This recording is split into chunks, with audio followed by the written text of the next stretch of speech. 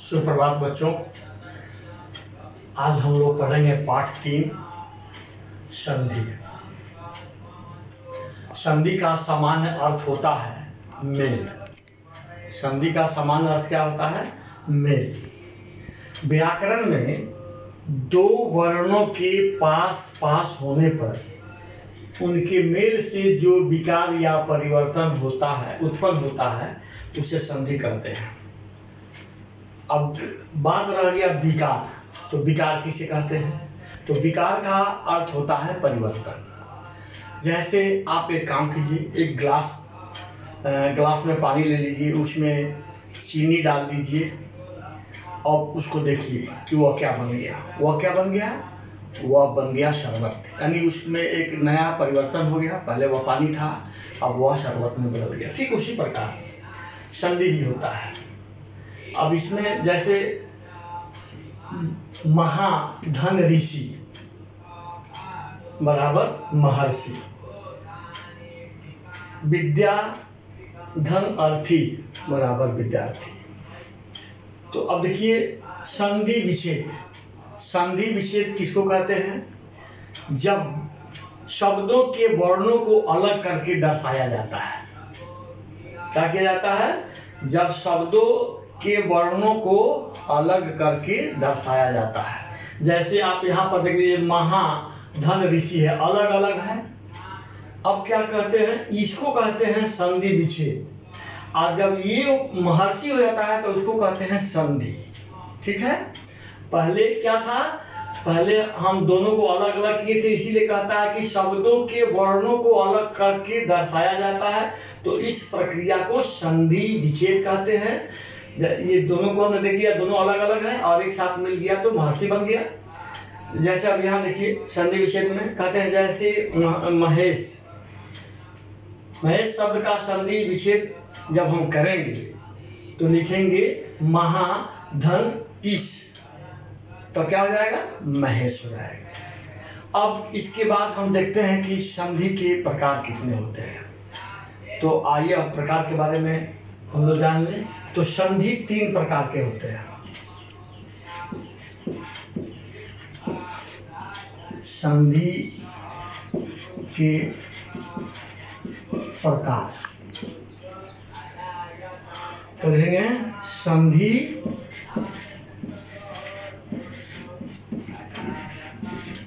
3 प्रकार के होते हैं। कौन कौन? तो आप लिखेंगे स्वर संधि। एक मिनट, क्या लिखेंगे? स्वर संधि। दूसरा लिखेंगे व्यंजन संधि। और तीसरा लिखेंगे विसर्ग संधि। ये 3 हो गया संधि के प्रकार। संधि के प्रकार, संधि 3 प्रकार के होते हैं: स्वर संधि, व्यंजन संधि और विसर्ग संधि। ठीक है। तो अब हम देखेंगे कि स्वर संधि किसे कहते हैं। तो पहले इसका परिभाषा जान लें कि स्वर संधि किसे कहते हैं। तो स्वर संधि के पहले परिभाषा देखेंगे। स्वर का स्वर के साथ मेल होने पर ध्वनि में जो परिवर्तन आता है उसे हम कहते हैं स्वर संधि। उसको हम क्या कहते हैं? स्वर संधि। और इसके कितने भेद हैं? इसके 5 भेद हैं। स्वर संधि के कितने भेद हैं? 5। अब इसके बाद हम देखते हैं व्यंजन संधि। व्यंजन संधि किसे कहते हैं? तो व्यंजन संधि का देखिएगा कि व्यंजन का व्यंजन अथवा स्वर से मेल होने पर जो परिवर्तन होता है उसे हम कहते हैं व्यंजन संधि। ठीक है। पहले हम लोगों ने देखा स्वर संधि, अब हम देखते हैं व्यंजन संधि। इसके बाद अब हम देखते हैं विसर्ग संधि किसे कहते हैं। तो विसर्ग संधि में रहेंगे कि विसर्ग के बाद स्वर या व्यंजन आने पर विसर्ग में जो परिवर्तन उत्पन्न होता है उसको हम कहते हैं विसर्ग संधि। तो हम लोगों ने देखा कि संधि के प्रकार, और संधि के 3 प्रकार होते हैं। कौन कौन हो गया? स्वर संधि, व्यंजन संधि और विसर्ग संधि। इन तीनों का हम लोग परिभाषा भी देखे। अब इन तीनों के परिभाषा को मैं बोर्ड पर लिखवा देता हूँ।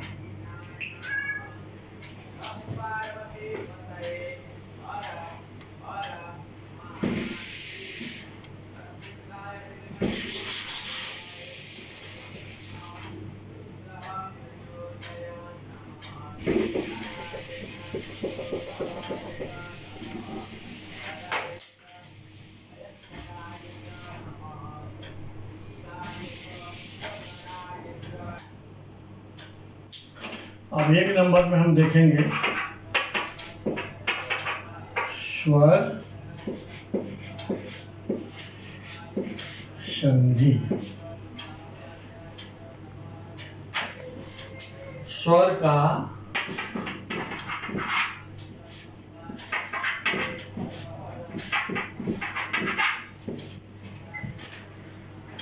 स्वर की साथ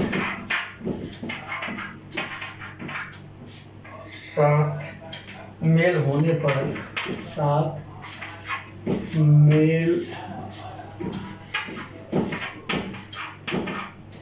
पर ध्वनि में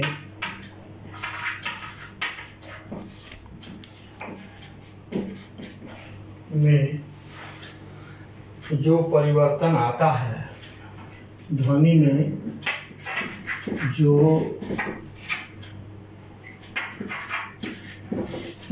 परिवर्तन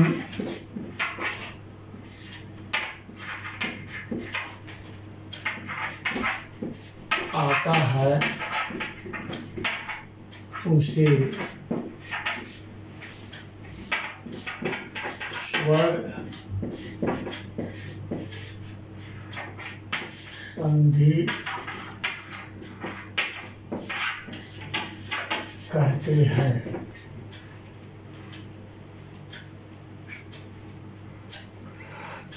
उसे क्या कहते हैं? स्वर संधि कहते हैं। दूसरा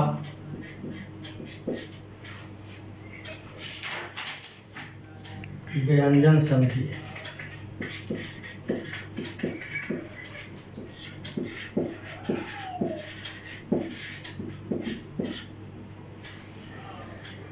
व्यंजन का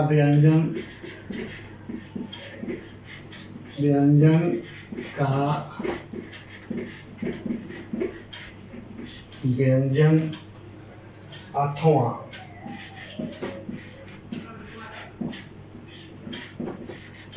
अथवा स्वर से मेल होने पर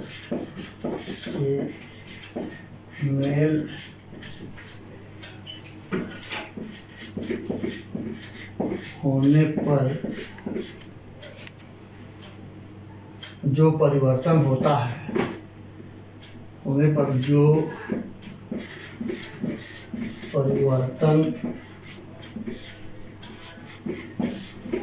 है, उसे व्यंजन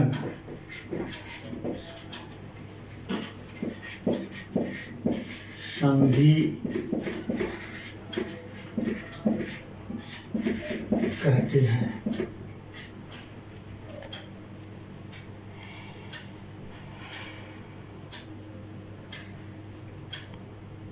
जैसे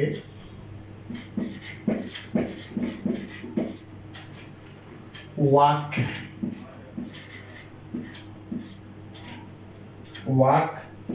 धन इस बराबर वागीश।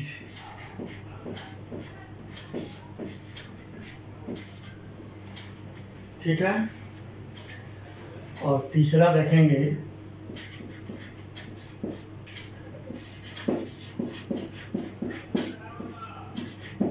विसर्ग संधि। विसर्ग के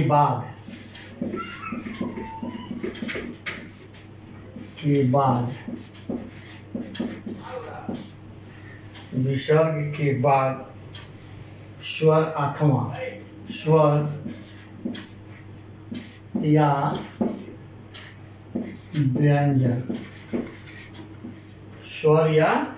व्यंजन आने पर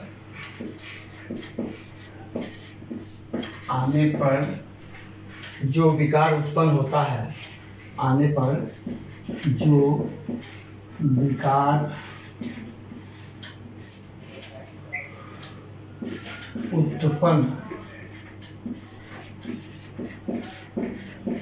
है,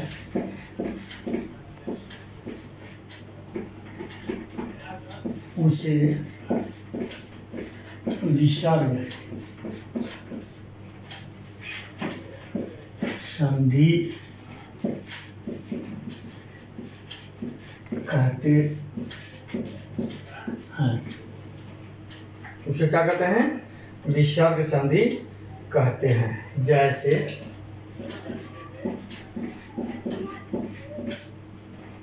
जैसे मनः,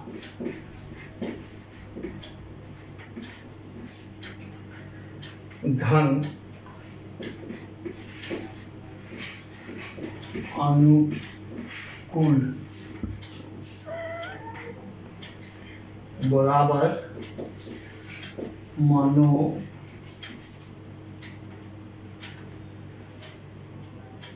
बराबर मोनोकुल।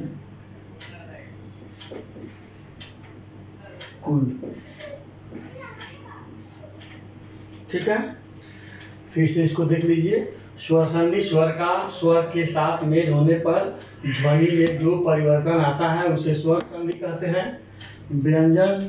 व्यंजन संधि व्यंजन अथवा स्वर से मेल होने पर जो परिवर्तन होता है उसे व्यंजन संधि कहते हैं। जैसे वाक जोड़ इस, वाक धन इस बराबर वागिस।